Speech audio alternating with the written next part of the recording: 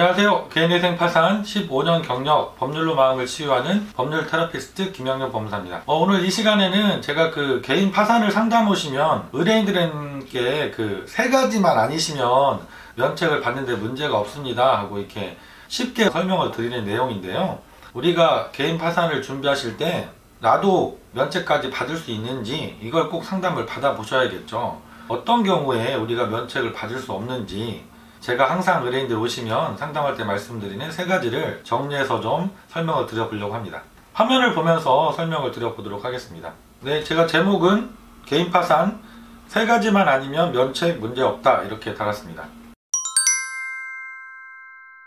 그러면은 개인 파산에서 가장 크게 문제가 되는 세 가지 어떤 것이 있을까요? 첫 번째는 재산 관련한 문제들입니다.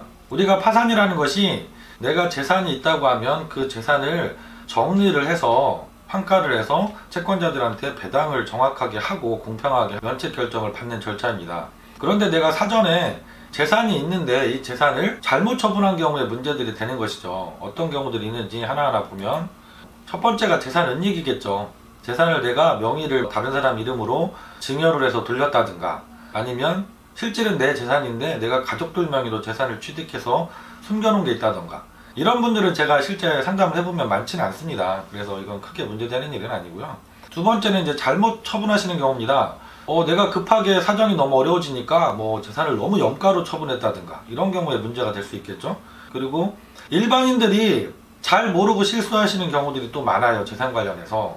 그 중에서 편파변제라는 것이 있습니다.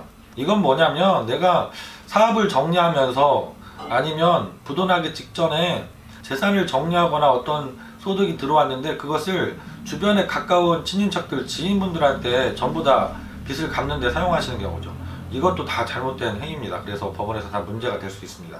그리고 명의 변경을 하고 오시는 경우들도 있을 수 있어요. 특히 보험 계약을 바꿔서 보험 계약자를 바꾸고 온다던가 아니면 집에 임대차 보증금 압류가 들어올까봐 걱정되어서 가족들 명의로 아니면 제3자 명의로 임대차 계약을 변경하고 오신다든가 이러면 이것도 당연히 문제가 되겠죠. 그리고 이것도 일반인들 잘 모르실 수 있는 부분입니다. 내가 경제적으로 상황이 어려워지시면 이혼까지 하고도 오시는 경우들도 있거든요. 이런 경우에 재산 분할을 잘못하고 오시는 경우들이 있어요. 기본적으로 법원에서 인정하시는 상당한 범위를 벗어나서 내가 갖고 있던 재산을 배우자한테 다 주고 이혼을 하신다던가 이러면 문제가 될 수 있습니다.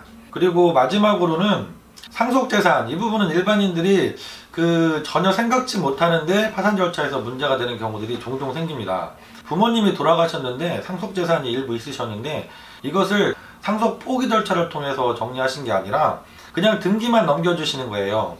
상속재산 협의분할이라고 합니다. 그래서 이 협의분할을 통해서 다른 형제들한테 나는 상속 지분을 다 포기하고 넘겨주게 되면 이것도 파산 절차에서 다 문제가 됩니다. 그래서 이 재산 관련한 부분들은 아주 중요한데요. 내가 알고 고의로 재산을 은닉하는 경우들도 있을 수 있겠지만 이런 경우는 아주 드문 일인 것 같고요. 대부분이 법률을 잘 모르시기 때문에 이혼하면서 재산 분할을 잘못하신다던가 상속재산을 포기를 하지 않으시고 협의 분할을 하고 오신다든가 이렇게 잘 모르시고 그런 행위를 이미 하고 오시는 경우들이 많아서 이것은 꼼꼼하게 전문가 사전에 꼭 상의를 받아 보셔야 되는 부분입니다. 그리고 개인 파산 신청하실 때 가장 문제되는 세 가지 중에서 두 번째, 소득 관련한 부분입니다. 소득은 간단할 수 있습니다.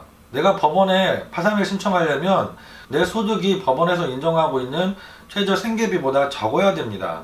특별한 경우가 있다면 일부 초과하더라도 인정을 받을 수는 있지만 대부분의 경우는 법원에서 정하고 있는 생계비 이하의 소득이 있으셔야 되거든요. 근데 이것을 법원에 허위 자료를 제출하면서 속이려고 하면 이것도 당연히 면책을 받을 수 없겠죠. 그래서 소득을 내가 실제 소득보다 허위로 신고해서 낮게 법원에 자료를 제출한다든가 판례상 보면 가장 문제가 많이 되고 있는 것이 이런 경우도 있습니다. 사업을 하시던 사장님들이 내 명의로 하던 사업이 어려워져서 폐업을 하게 되시면 가족들 명의나 제3자 명의로 동일한 업종의 사업을 새로 시작을 하신 거죠.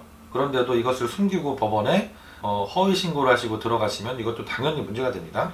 그리고 내가 일을 하면서 내 명의가 아니라 가족들이나 다른 사람 명의로 직장에 신고를 하고 소득을 갖고 계시다고 하면 이것도 당연히 법원을 속이는 것이 되기 때문에 되지 않습니다. 이렇게 소득 부분에 관련해서는 내 소득을 있는 그대로 법원에 얘기를 해야지 이것을 숨기거나 속이려고 하시면 안 된다는 부분입니다. 그리고 마지막으로 개인 파산 신청하실 때 가장 문제가 되는 세 가지 주의해야 될 마지막은 소비와 관련된 것입니다. 우리가 개인위생과 다르게 그 파산 절차에서는 과다한 낭비라든가 과다한 도박 그리고 과다한 사행행위로 인해서 재산이 많이 감소했거나 채무가 과다하게 많이 증가한 경우에는 역시 면책 불허가 사유로 규정이 되어 있습니다. 그래서 판례상 보면 수개월 사이에 파산 신청 전 유흥주점을 자주 다니면서 뭐 2~3천만 원 이상씩 이렇게 뭐 유흥비로 탕진하셨다던가 아니면 그 소득도 월 120만 원 정도밖에 안 되시는 분이 카드로 현금 서비스를 받으시거나 카드론을 1억 이상 받아서 주식에 투자했다가 전부 다 손실을 보셨다던가 이렇게 법원에서 볼 때 소비 지출 행태가 아주 과다한 낭비나 도박, 사행행위로 채무가 많이 늘어났다고 하면 이것도 역시 면책을 받을 수 없는 사유에 해당이 될 수 있습니다.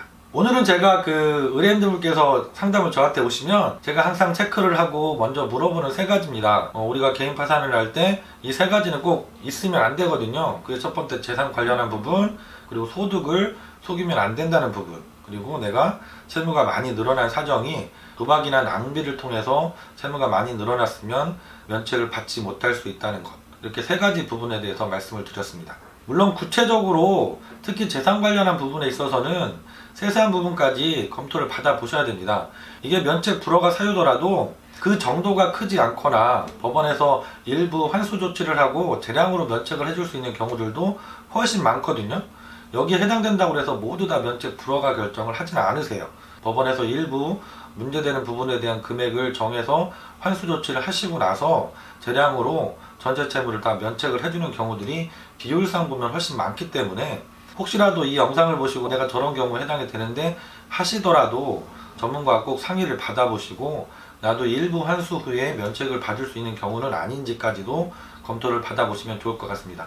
이번 시간에는 제가 그 파산 신청 준비하실 때 해당이 되면 안 되는 것 세 가지 어떤 것이 있는지 설명을 드렸습니다. 다음 시간에도 좀 더 좋은 영상으로 찾아뵙도록 하겠습니다. 김영준 법무사였습니다. 감사합니다.